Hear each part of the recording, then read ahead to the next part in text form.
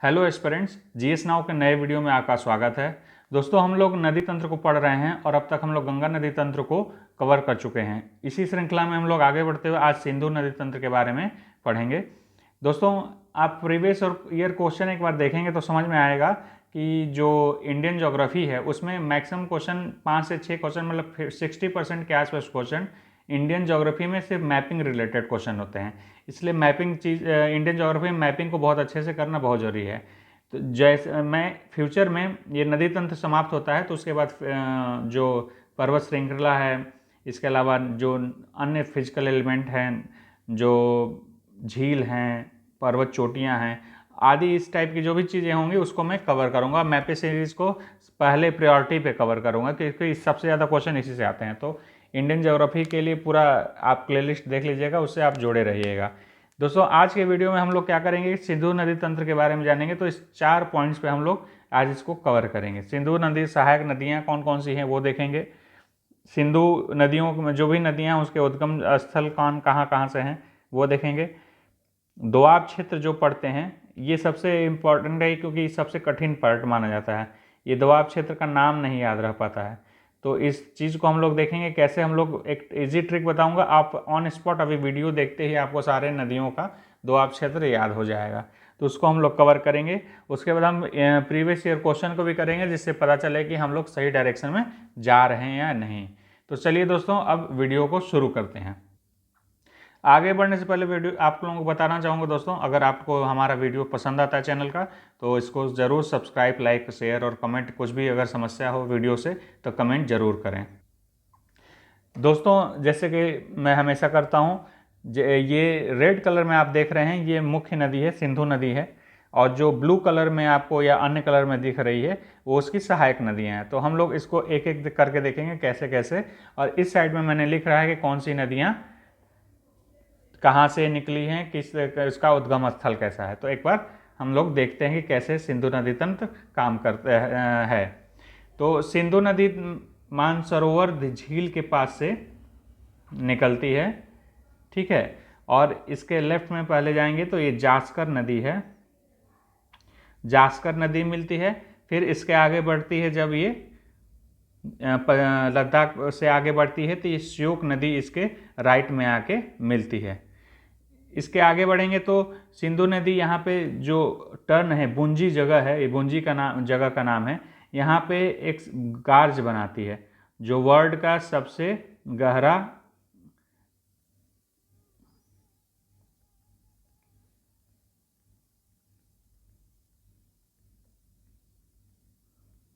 ये गार्ज का निर्माण करती है जो वर्ल्ड का सबसे गहरा गार्ज है, ठीक है। इसके बाद सिंधु नदी पाकिस्तान में चली जाती है। उसके नीचे आएंगे दोस्तों तो ये झेलम नदी है। झेलम नदी हमारा वेरीनाग से निकलता है और आगे पाकिस्तान में चलाता है। झेलम नदी भारत और पाकिस्तान के जो सीमा है उसके पास से एकदम गुजरती है, उसके साथ साथ चलती है। झेलम नदी की एक सहायक नदी है किशन गंगा। इस दर दिख ना रहा हो तो मैं लिख दे रहा हूँ, किशन गंगा, ठीक है। झेलम नदी की सहायक नदी जैसे किशन गंगा है। ये झेलम नदी की एक और खासियत है कि ये वूलर झील से होकर गुजरती है और श्रीनगर शहर भी इसी के किनारे बसा हुआ है। वूलर लेक और श्रीनगर शहर दोनों झेलम नदी, ठीक है। इसके बाद हम लोग आगे बढ़ते हैं तो चेनाब। चेनाब की सबसे बड़ी खासियत ये है कि चेनाब सिंधु की सबसे बड़ी सहायक नदी है, ठीक है। ये चंद्रभागा नदी के संगम से बना हुआ, हिमाचल प्रदेश में है। चंद्रभागा नदी हिमाचल प्रदेश में, वहाँ से जोड़ के बनती है और ये चेनाब आगे पाकिस्तान में जाके सिंधु नदी में मिल जाती है। फिर अगला है रावी। रावी कुल्लू हिमाचल प्रदेश से निकलता है, ठीक है दोस्तों, और ये रोहतांग दर्रे के पास से ही निकलता है रावी। इसके बाद है व्यास। व्यास फेमस है, पोंग जलाशय इसी पे बना हुआ है, ठीक है। व्यास व्यासकुंड से निकलता है, ठीक है। व्यास जो है नदी है व्यासकुंड से निकलता है। उसके बाद है सतलज, अन्य सबसे महत्वपूर्ण नदी है सतलज। सतलज नदी भी निकलती है मानसरोवर झील के पास ही है, राकस झील वहाँ से, ठीक है। और ये भारत में शिपकीला से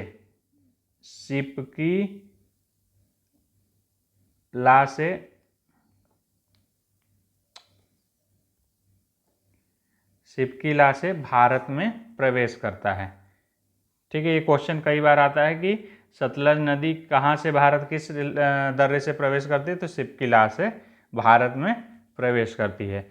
और व्यास नदी और जो सतलज नदी है, जहाँ पे ये दोनों मिलती हैं नदी है, वहाँ से एक नहर निकाली गई है जिसका नाम है इंदिरा गांधी नहर, ठीक है दोस्तों। इसके अलावा गोविंद सागर बांध भी सतलज नदी पे बना हुआ है। जैसा कि आप लोग जानते हैं कि जो सिंधु नदी समझौता था भारत और पाकिस्तान के बीच में, ये हुआ था 1960 में। इसमें 20% जो जल है इसका भारत यूज कर सकता है, ठीक है। और भारत इसका मैक्सिमम पार्ट कहाँ, सिंचाई वाले क्षेत्र में ज़्यादा यूज करता है इसका, ठीक है दोस्तों। तो सभी महत्वपूर्ण चीज़ों को हम लोग ने एक बार देख लिया है। अब देखते हैं इसके जो दोआब क्षेत्र है उसको जान लेते हैं। सबसे पहले जान लेते हैं दोआब होता क्या है। दोआब देखिए, दो नदियों के बीच का जो स्थल होता है उसको दोआब कहते हैं। उपजाऊ क्षेत्र होता है बहुत, तो इसको दोआब कहते हैं। इसी तरह पंजाब का भी देखें, पंजाब 5 नदियों का क्षेत्र है, इसलिए पंजाब नाम उसका, पंजाब, ठीक है। तो दोआब क्षेत्र देख लेते हैं महत्वपूर्ण। ये 5 दोआब क्षेत्र हैं। सबसे ज़्यादा महत्वपूर्ण ये 4 हैं। ये सिंध सागर है सिंधु और झेलम के बीच में, जो कि पाकिस्तान में है, तो ज़्यादा क्वेश्चन आने की संभावना बहुत कम रहती है। ये 4 पे ही क्वेश्चन ज़्यादातर बनते हैं। तो सबसे पहले देख लेते हैं। तो एक है बिस्ट दोआब, ठीक है। ब्यास नदी और सतलज नदी पे है, ब्यास नदी और सतलज नदी पे है। फिर है बारी, सतलज नदी और ब्यास नदी और रावी के बीच में है। फिर है रचना, रावी और चेनाब के बीच में है। फिर है चाज, चेनाज और झेलम के बीच में। और सिंध सागर है झेलम और सिंध के बीच में। तो इसको हम लोग कैसे याद रखेंगे, इसको हम लोग बताते हैं, इसका ट्रिक मैं बताता हूँ आपको कैसे याद रखना है। आप बस इसको फोनोटिक वर्ड से याद रखना है। आप एक चीज़ ध्यान देंगे कि सतलज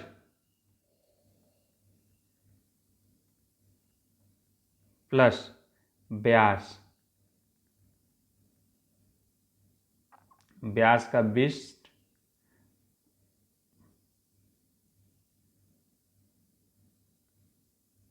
बिस्ट हो जाएगा, ब्यास का ब और सतलज का श। फोनोटिक अभी आप चारों देखेंगे तब समझ में आएगा।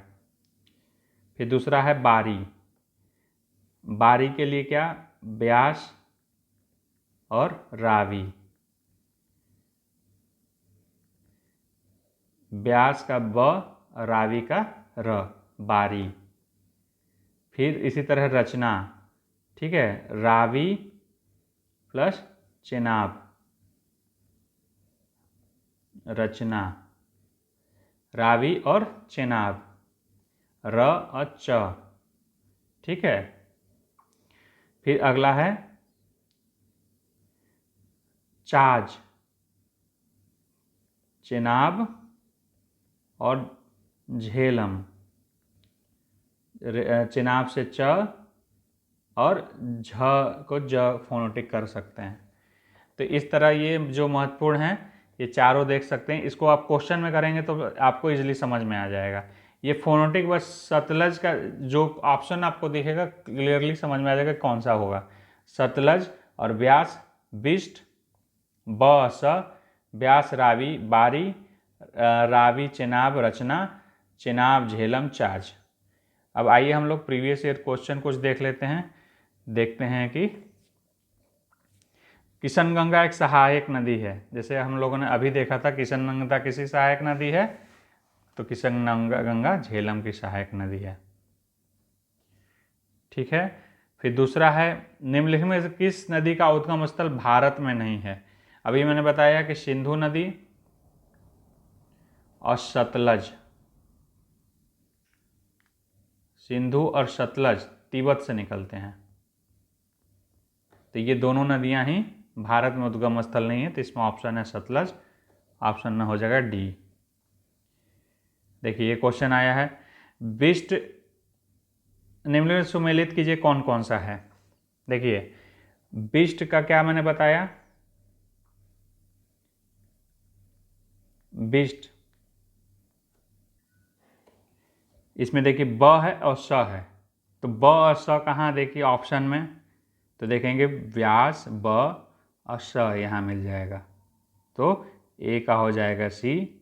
फिर बारी ब है और र है, तो इसमें देखेंगे ब और र किसमें है, तो व्यास और रावी, बारी। अब है रचना, अब देखना है अगर र और च किसमें है ऑप्शन में, तो रावी और चिनाब, ये ऑप्शन आपका एक हो जाएगा। फिर चाज बचा हुआ च और ज, तो चिनाब और झेलम से हो जाएगा चाज, तो ऑप्शन इसका इस तरह मिलान हो जाएगा। इसका ऑप्शन कौन सा सही होगा, तब इसका ऑप्शन सही होगा 1 का 3, 2 का 2, 80 का 1, ठीक 1 होगा इसका ऑप्शन 1। फिर है हिमाचल प्रदेश से होकर बहने वाली नदी कौन सी है, नदियाँ कौन सी है। हिमाचल प्रदेश में आप लोग देखेंगे व्यास से गुजरता ही है चिनाब, व्यास और रावी, चिनाब रावी सतलज, व्यास चिनाब रावी सतलज और यमुना, यमुना भी हिमाचल से गुजरती है, तो ये हो जाएगा डी ऑप्शन इसका सही होगा। आप लोग प्रीवियस जो दिखा आपका गंगा नदी तंत्र मैंने बताया है उसमें देखेंगे तो आपको यमुना का समझ में आ जाएगा, ठीक है। आप मैपिंग में देखेंगे आपको समझ में आएगा कौन कौन से हिमाचल से गुजरते हैं। ये सारे सतलज, व्यास, ये निकलता है चिनाब, ठीक है, और यमुना का आप लोग प्रीवियस जो क्वेश्चन वीडियो बनाए हुए हैं, पहले वाला वीडियो, उसमें देखेंगे आपको डिटेल में दिख जाएगा। फिर अगला है निम्न नदियों को उत्तर से दक्षिण के क्रम में बैठाइए, उत्तर से दक्षिण, तो किशनगंगा जैसे मैंने बताया, किशनगंगा सबसे ऊपर है, दिखा भी दूँ आपको, किशनगंगा मैंने ये बताया सबसे ऊपर है। झेलम की सहायक नदी, तो किशनगंगा सबसे ऊपर हो, गंगा, फिर वेनगंगा, पेनगंगा, ये साउथ की दोनों नदियाँ हैं, तो किशनगंगा सबसे ऊपर हो गया। फिर उसके बाद नीचे आएगा मैदानी क्षेत्र में नीचे गंगा, और उसके बाद साउथ की नदियाँ हैं वेनगंगा, पेनगंगा, ये इसी क्रम में है, तो इसका हो जाएगा 1, 2, 3, 4। ये साउथ की नदियाँ मैं जब पढ़ाऊँगा तब आपको समझ में आएगा डिटेल में, अभी आप समझ लीजिए 1, 2 आपको क्लियर समझ में आ रहा है, और किशनगंगा कहाँ है और गंगा कहाँ है, ठीक है। अब है भारत की निम्नलिखित नदियों में से कौन हिमालय की सभी श्रेणियों को काटती है, तो रावी, व्यास, चिनाब, ये सब देखिए भारत में ही निकली हुई नदियां हैं और सारे श्रेणियों को नहीं काटते। सतलज एक ऐसी नदी है जो कि हिमालय का ये क्षेत्र है, तिब्बत से निकल रहा है और ऐसे काटते हुए जाके पाकिस्तान में गिर रहा है, तो इस हिमालय की सारी श्रेणियों जो मध्य हिमालय है, शिवालिक पर्वत है, महान हिमालय, सबको काटती है ये, ठीक है, क्योंकि ये पूरा हिमालय को पार करके आ रही है, ये पूरा हिमालय को पार करते हुए आ रही है, तो हिमालय की सभी श्रेणियों को ये काट रही है।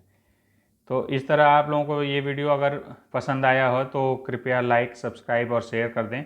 कोई समस्या हो इस वीडियो से ज़रूर कमेंट करके बताएं, इसमें और क्या क्या सुधार किया जा सकता है, अपनी ओर से मैं पूरा देने की कोशिश करूँगा। इसमें जो भी गलतियाँ हों और क्या इंक्लूड करना चाहिए, मुझे क्या छूट रहा है, अभी मैं इसको समझ के और आगे बेहतर बनाने की कोशिश करूँगा।